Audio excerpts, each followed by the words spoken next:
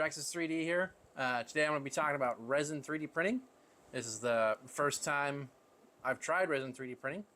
I'm going to start off by talking about things that I didn't like about resin 3D printing. First is it seems a little expensive.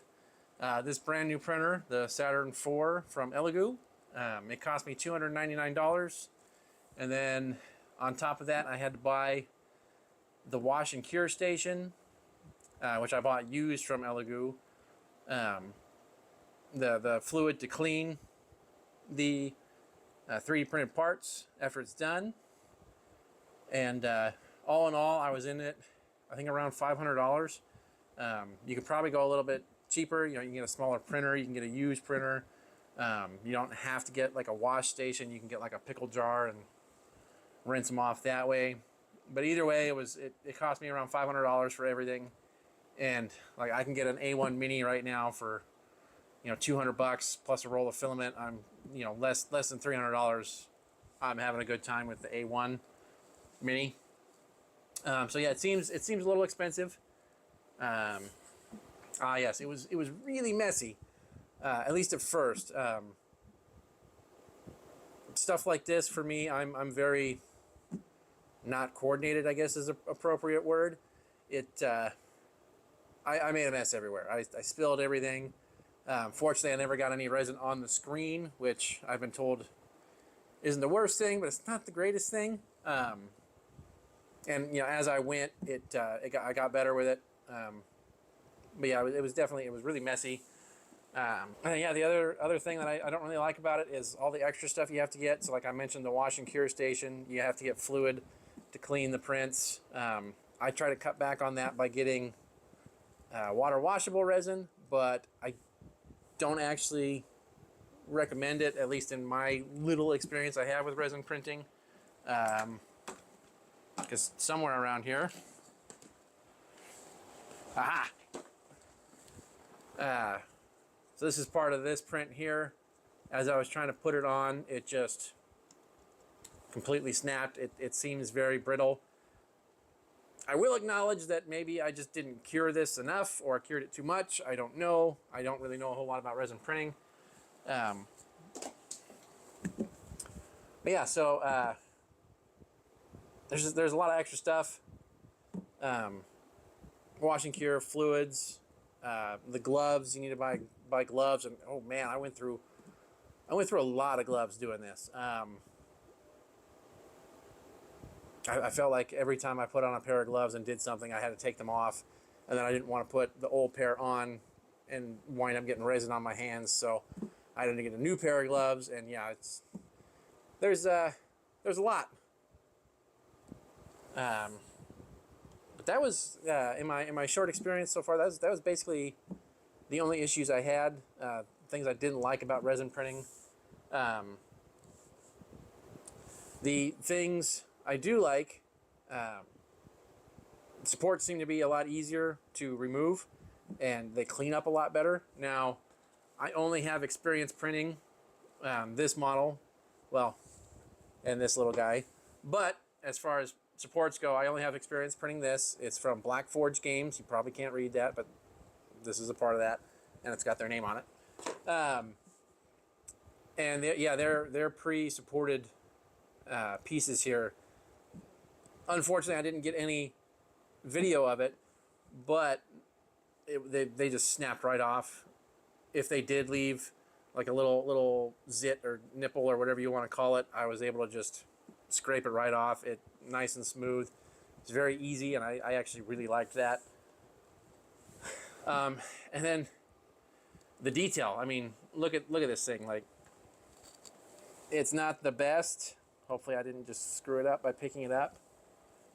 And hopefully I can get some better B-roll, but the detail on this is absolutely amazing. Like, and this is just like, I think it was 50 microns, because I just loaded the slicer and used the standard. I used whatever settings it came up with for this printer, and I didn't really change anything, and that's it. And it looks great. You know, it's not perfect, but it looks really good. And then kind of a first impressions on the Saturn 4 itself by Elegoo. The issues I have with the printer, let's see. I don't have too many issues, as this is my first time resin printing, but I would say things like the build plate. I don't know if you'll be able to see this, but right in here, it's got a gap, so when it's done printing, there's resin sitting up here, and you got to scrape that off. If you don't scrape that off, like I may have done once or twice, when you pull the build plate off after it's done printing, that resin goes everywhere. Again, fortunately, I was fortunate enough to not spill it on the screen, but yeah, I didn't really like that. Oh, I'm gonna open this back up. The pour spouts, if I can open it up. Oh, I'm not pushing on the right thing. The pour spouts on this vat, like, I guess I'm happy they're there, but they're completely bogus. Like, every time, it didn't matter how fast I was pouring, slow, medium, fast, it would dribble down the side, and I would have yet another mess to clean up. I don't understand why they're so, I guess, fat. Like, make a normal, like, yeah, I can't even right now with that. Also, the instructions for this printer I found very lacking. As someone that is brand new to resin 3D printing, there wasn't really any instructions with this. Like, I opened the box, there was instructions with like, hey, this is the printer. It's like, okay, cool. How do I print stuff? And there's no real instructions with it. It felt like they were assuming you had already had resin printers before and knew what you were doing, which I did not. So the first time I hit print to print their little model that comes with the printer, I was a little nervous. I was hoping nothing would crash. Fortunately, nothing did, but still, I would like to see maybe some better instructions with the printer. Let's see. The biggest issue I had with this printer was some of the things that didn't come with it that I thought were going to come with it. The first minor thing that I was looking forward to was the drip tray that's supposed to go around the vat. I thought that was going to be great for someone like me who can be very messy, especially when it comes to this kind of stuff. It sadly does not come with that. I tore through the boxes. Like, no, it's supposed to. I thought all of them were supposed to come with that. I thought that was a standard thing, but it's not. It only comes with the Ultras. The other thing that only comes with the Ultras that I thought was going to come with this one that I was disappointed to see, or I guess I didn't see it because it wasn't there. I was a little disappointed that it didn't have the resin calibration feature. I thought I was going to be able to, pick my calibration model, go anywhere between, I think it's four to 8 different prints that you can do to calibrate. And so I don't know everything about resin printing, but I have watched a few faux hammer videos and stuff like that. So I was going to originally calibrate the resin, but because it wasn't in this printer, I wanted to act like I know nothing. This is what they gave me. Let's just use it as it is. Because it's not on there, I'm not going to calibrate the resin. I'm just going to try to print something. And it worked out, but I really thought that was going to be on there. It was kind of a disappointment.